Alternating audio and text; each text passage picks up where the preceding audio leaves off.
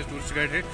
बर्फबारी तो हुई है, साथ साथ में इंतजाम की हवाले से जानते हैं। एक्चुअली मैं ऐसा आपको अर्ज करना चाहता हूँ, क्योंकि ये तो एक खुशामद बात है। आज स्नोफॉल हुआ है गुलमर्ग में, पूरा वैली में हुआ है, गुलमर्ग में भी हुआ है। बट यहाँ पर एक प्रॉब्लम है इस वक्त, जो रोड जो यहाँ पर टंगमर्ग से गुलमर्ग के लिए है, ये 13 किलोमीटर के लिए है, लेकिन टूरिस्ट को बहुत परेशानी उठाना पड़ता है, गाड़ी नहीं मिलती है, तो कहीं कस्टमर को आप यहाँ से वापस जाना पड़ेगा, because of they will not get the vehicle from here. So मेरा यही इंतज़ामिया से रिक्वेस्ट है, एज सुन एज पॉसिबल इसके ऊपर कोई निश्चित कदम उठाएं।